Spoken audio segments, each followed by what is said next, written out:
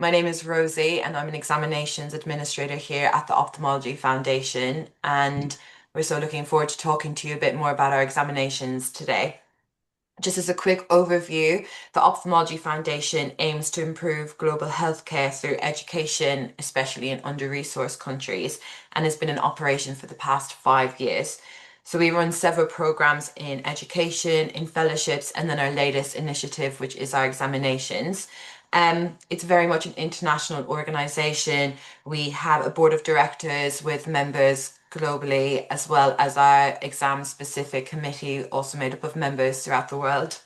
So throughout the course, towards the end of this webinar, we will have a session for our questions and answers of the ones that you submitted upon application for this webinar. But please also feel free throughout the course of the webinar just to pop any questions that you may have in the chat box below, and we will get to them at the end. So just before we start, it'd be great if everyone could introduce themselves. So Dr. Anu, if you wouldn't mind introducing yourself, please. You're on mute. Sorry. Is my video on? I'm not able to see myself. I don't know what happened. Unfortunately, I've been trying. So I think I'll just speak without wasting time if I'm audible. Yes, we can hear you. So hello everyone, I'm Dr. Anu Manandhar. I'm Academic and Training Department Chief at Tilganga Institute of Ophthalmology. Um, I'm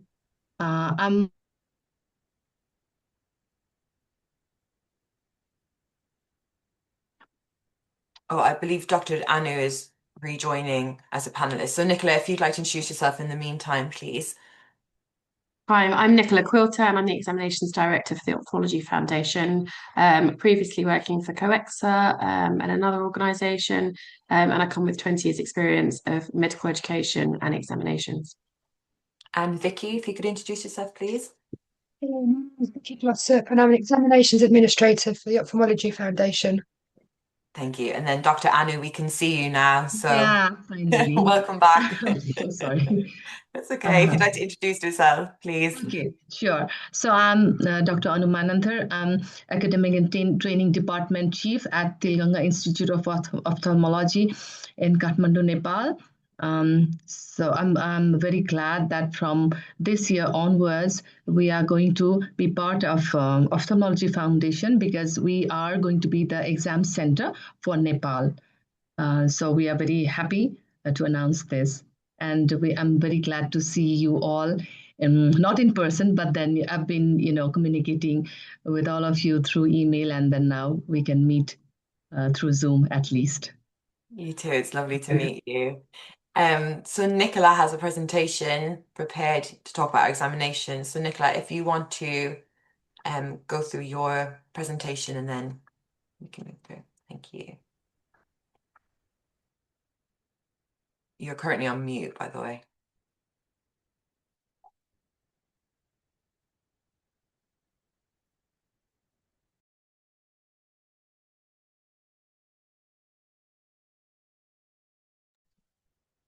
Just going to share my screen. One moment.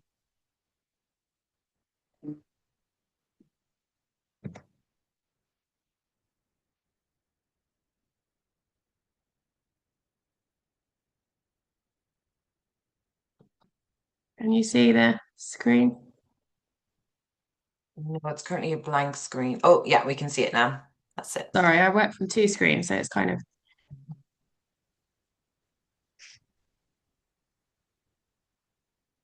I think I have to do it like that. Is that okay? Can you see that? Yeah. Or is that... We can see it.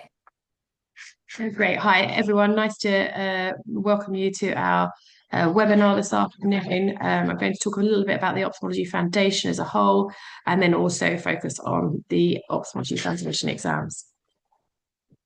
So the Ophthalmology Foundation's mission was to work with eye care professionals, societies, organisations, and the aim of that is to enhance and provide ophthalmic education with a special focus on low resources and undeserved countries.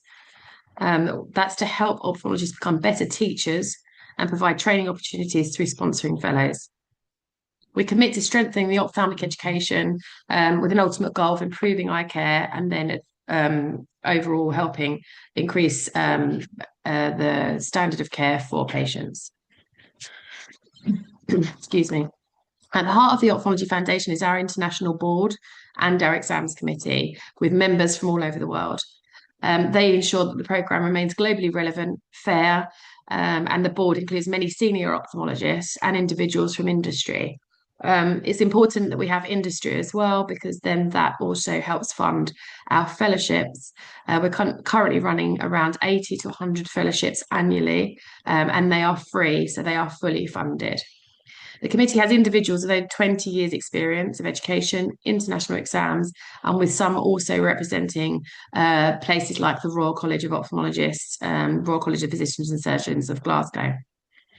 The ophthalmology examinations are just more than written tests. They're a globally respected benchmark of knowledge and excellence, and they help ophthalmologists at every stage of the career to demonstrate expertise, gain recognition, and build confidence to deliver better care to their patients. The Ophthalmology Foundation has 4 key programme initiatives: examinations, fellowships, faculty development, and accreditation. And what we believe is that you start off as an ophthalmologist, you take one of the Ophthalmology Foundation exams and move through the process. Once you're successful, you can then move on to an Ophthalmology Foundation fellowship, which, as I said, is fully funded. And those are for 3, 6, or 12 months. Quite a few observerships, depending on where you go. Fully funded, that covers travel, accommodation, and training. And then we have faculty development, so that's providing tools and techniques and resources to train and improve ophthalmologists and eye care. And then we have accreditation, which is a review process of your ophthalmology residence training program. So we believe that a trainee would go through the examinations, move on to our fellowships, then go into practicing faculty development, and then hopefully one day get their department accredited. This is our examinations executive committee. As I said a moment ago, it's built up of international representatives. Louis and Mayor is the chair, and then Richard and Rebecca and Louis actually produce, with the others in the team, the 3 exam papers. So what I'm going to talk about is internationally online exams. So these these exams are online, so we bring the exams to you. We run these exams because they serve several critical purposes. They set and maintain high standards in ophthalmology across the globe. They benchmark the knowledge and expertise of professionals like yourself at all levels, supporting your career progression. And most importantly, we believe that patients in turn receive the best possible care. The exams are held twice a year, in March and again in September. The application process closed at the weekend for the March exam, but it is now open for the September exam. We also work in partnership with the Wills Eye Hospital in Philadelphia, and also the Wilmer Institute in Baltimore, and representative CEOs from both of those are on our board and also on our committee. The exams are mapped in the BCSE curriculum, and we provide a suggested reading list and materials via our website. So in addition, we're collaborating with Cybersight, which is part of Orbis, and we're creating a dedicated portal to support candidates like yourself further. So why take our exams? As I said, they are internationally recognised, and it allows an institution or an organisation or society to benchmark trainees against an international standard. But it also allows the individual to benchmark themselves against their peers and colleagues on an international scale. The exams are significant. They are internationally recognised, as I said, but they also cost less than any other comparable international exam. And you can take it in your own country.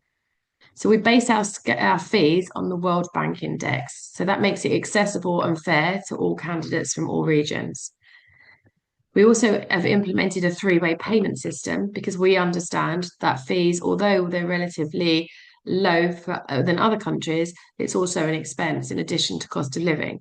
So we've now implemented a payment process that spreads out over 6 months, depending on when you apply, or 3 months. So when you say, if we're looking at the 3 months payment plan, you apply, you pay a third of the exam fee, and then third. This just spreads the cost and makes it a little bit more accessible, we hope, to others. Another benefit is that candidates earn points towards an IF fellowship. So if you're thinking of applying for one of our fellowships, then taking the exams gives you additional points. However, from 2027, it will be a prerequisite to have passed one of the exams, either visual or clinical, to move directly on to one of the fellowships. So without an exam from 2027, you will not be able to apply for the fully funded fellowship program. Also, once you're successful, you will become a fellow of the International Ophthalmology Foundation, and this is on passing the clinical ophthalmology. So you become a part of a global community. You also have the chance of winning or being awarded the David and Molly Pyatt Award, which is $10,000.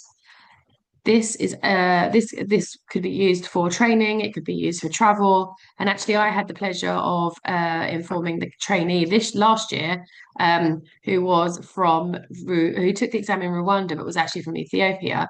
And they have decided to go to the American Academy this year, which is in New Orleans. And then extend their stay and take part in some training fellowship program at one of the institutions.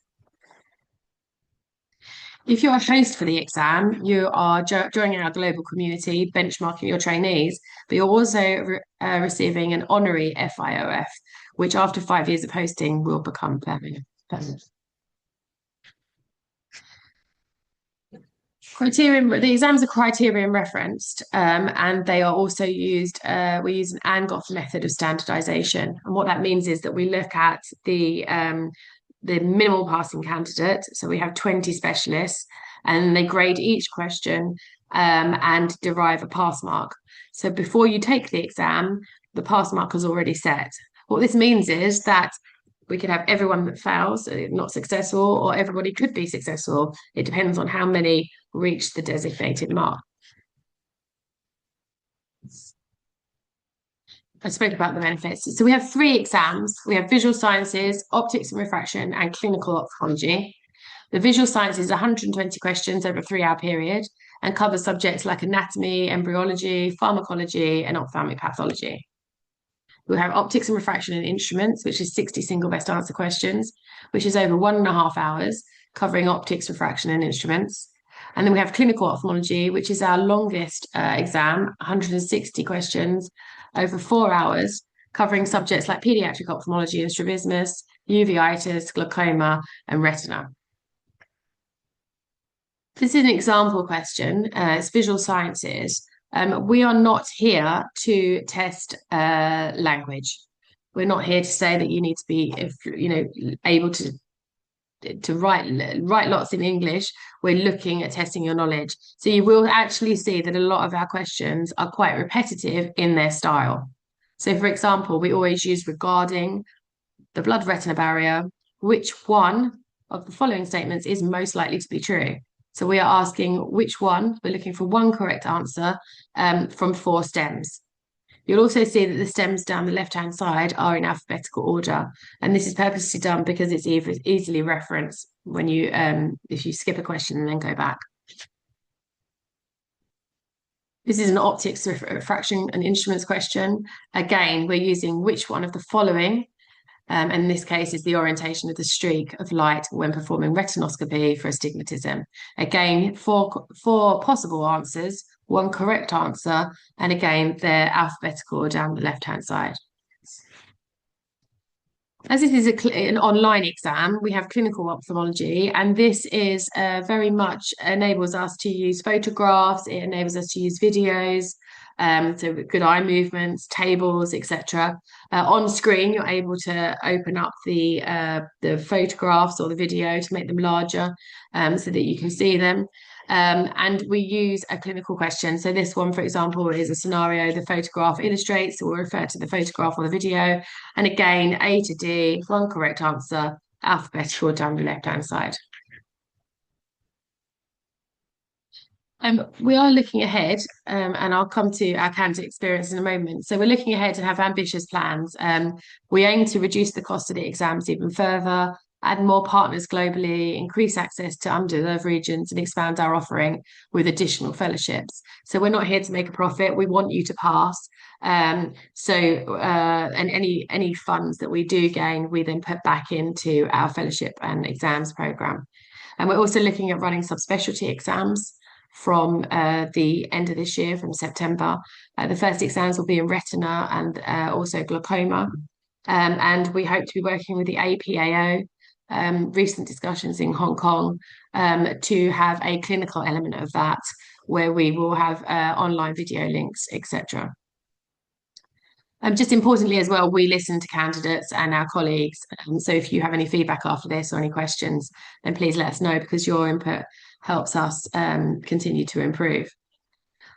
I'd just like to say about our impact. These exams have already made an impact. And again, I was recently in Hong Kong at the APO meeting, and these exams have made a real difference. So many candidates in dozens of countries have taken them already, advancing their career and raising standards. I was lucky to meet someone recently who said passing this exam opened doors they never thought was possible. And that's because they were successful in the clinical exam and then applied for a fellowship. And they're looking to do their fellowship later this year. As you can see, these are some of the candidate experiences. They think that it is very accessible, it's affordable, the questions are well structured, and it's a smooth experience. And it is a smooth experience, from application online, uploading your credentials, your photographs so we can identify who you are, and then selecting your exam, making payment, possibly through the three-way payment system, and then once we have your results, and I'm pleased to say that your results are delivered within 2 weeks of taking the exam. We pride ourselves on that. In fact, myself, if it wasn't for Vicky and Rosie, they got the results out within 8 days in September, and I think it was 10 days in March last year. And we believe that alleviates a lot of stress for trainees. You take an exam, you do not want to be waiting several weeks or a couple of months for your results. So releasing them within 2 weeks allows you to plan your next step, whether that will be moving on to the next exam or local exam. Hopefully not a resit, but if you have to resit, then we did a very good article with our colleague in Indonesia who wasn't successful last year in the exam. And he talked about how you pick yourself up and then you keep going. And so yes, if you have to reset, having the results within 2 weeks allows you to plan. We have many partnerships with the exams as well. We have signed MOUs, and you can see here the Bangladesh Society. We're now working with the College of Ophthalmology of Eastern Central and Southern Africa, who have taken on our visual and optics exams as part of their local system. Mongolian Society, Sudan. We've just signed an MOU with the Turkish Society, a few young ophthalmology societies, India, as you can see there. And we're looking to collaborate further with other organisations. We're not a membership organisation, we're a collaborative organisation. And that's pretty much our ethos. So we'd like to collaborate and have more partners. I think in summary, the Ophthalmology Foundation is at the heart of what we stand for. So we're setting and upholding high standards in ophthalmology, empowering professionals to grow and improving outcomes for patients, we hope, around the world. I'd just like to say that every candidate takes our exam, becomes part of our global community, and we're very much into part of the Ophthalmology Foundation family. And myself and the team, if you apply for an exam, we'll see you through the whole process. So every candidate who takes becomes a part of our global community. We're proud of what these exams have achieved so far, and we're determined to make them even more accessible, relevant, impactful in the years ahead. So thank you for your time today. If you have any questions, then please let us know and I'll try and answer them. And if you think of anything afterwards, then please feel free to email me. Great. Thank you very much, Nicola, for that. I'd like to reiterate after that presentation, if anyone has any questions, please pop them in the box below and we'll get to them at the end in our Q&A section. Dr. Anu, if you would like to share your presentation.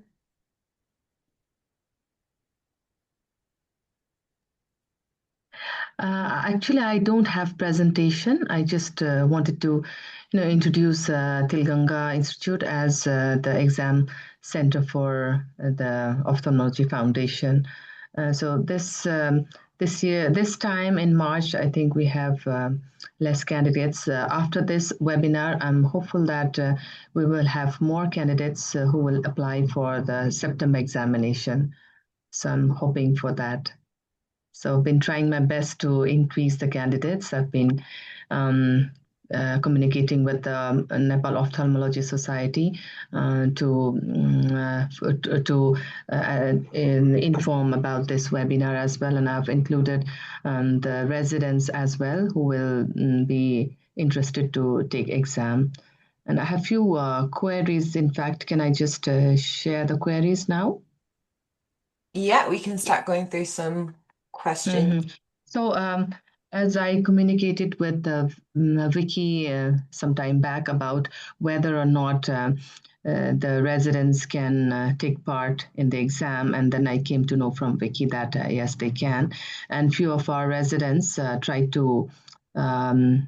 try to apply for the examination, and then two of them told me that they had some issues while applying, and in the fee section they could not get through it due to some technical problem.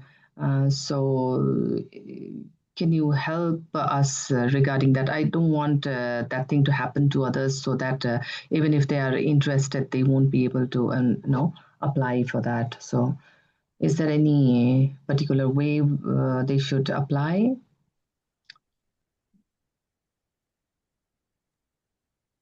So they had some issue with the thing. They have to let us know as soon as possible if they're applying and they have an issue, and then what we can do is we can speak to the IT team and Mm-hmm.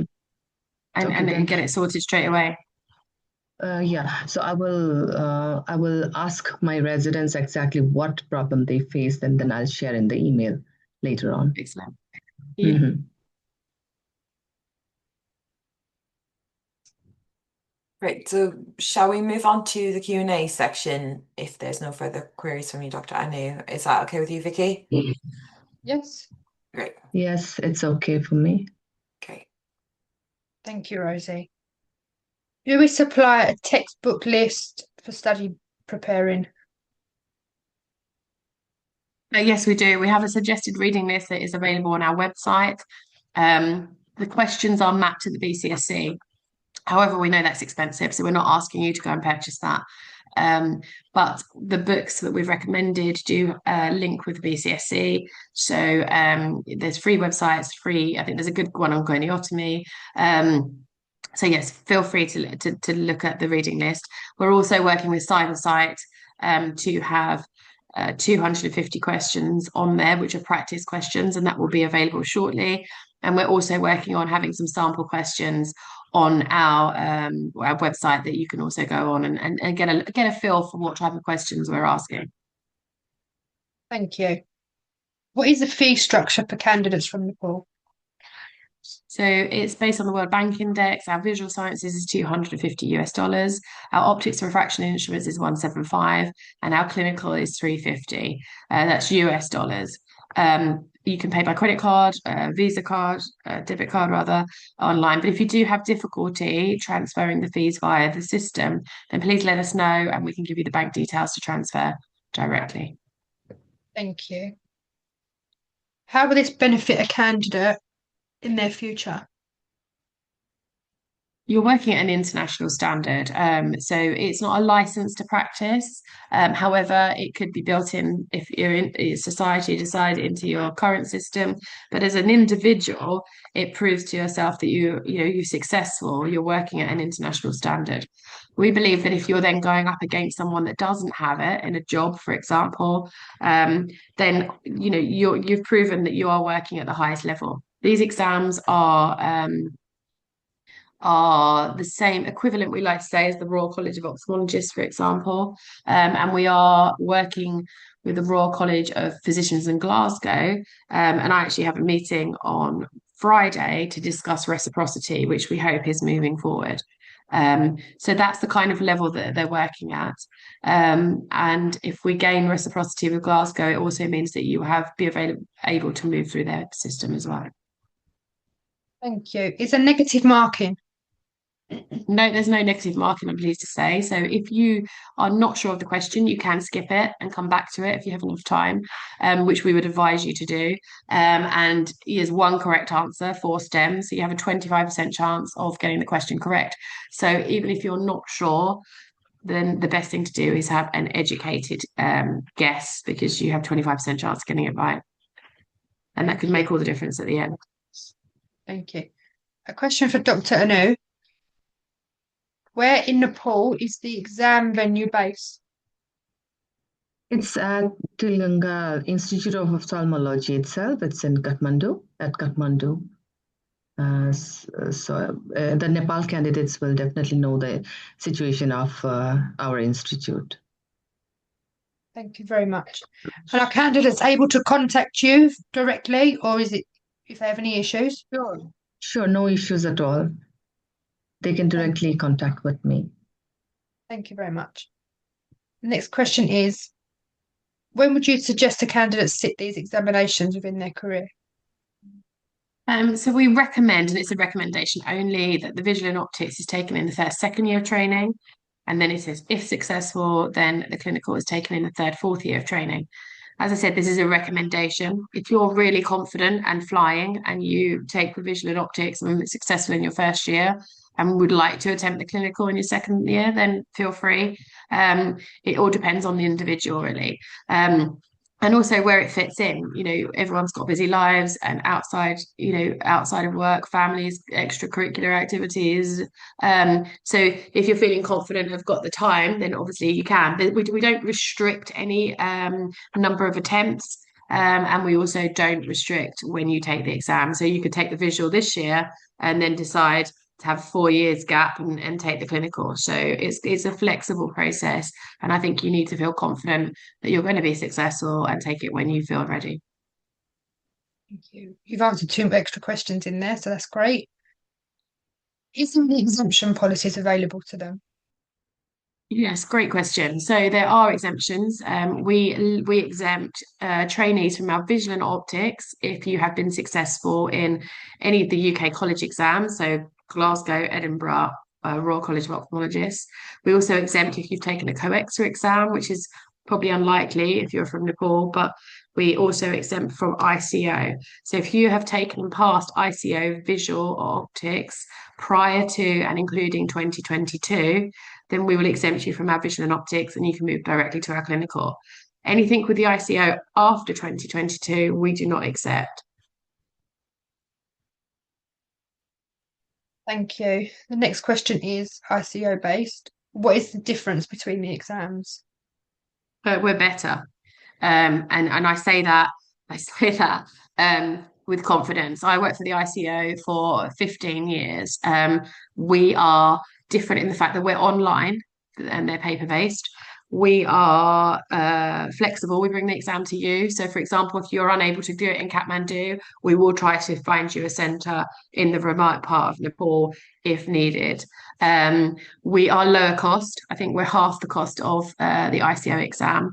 I think our questions are structured well because we're online. Then we can use videos. It gives us more flexibility with videos, photographs, etc. Also, we have the award for David Molly Pyatt, which is a 10,000 US dollar award, and we offer more fellowships. So as you move through the system, you have more higher chance of gaining a fully sponsored, free, for example, fellowship with the Ophthalmology Foundation.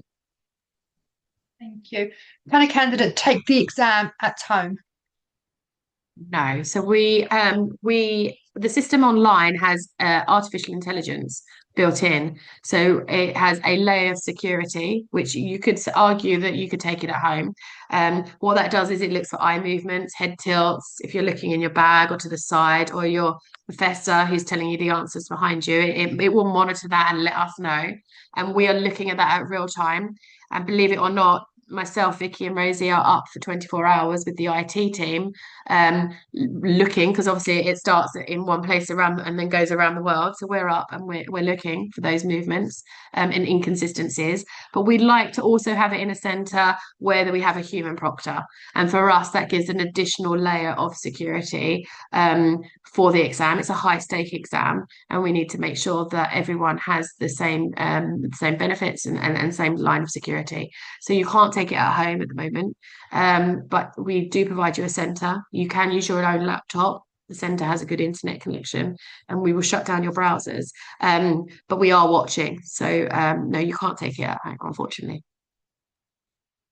Thank you. And that is the end of our questions that we've received. Thank you, Thank you Vicky. very much. Great. Thank Back you to you, very Rosie. much. Thank you.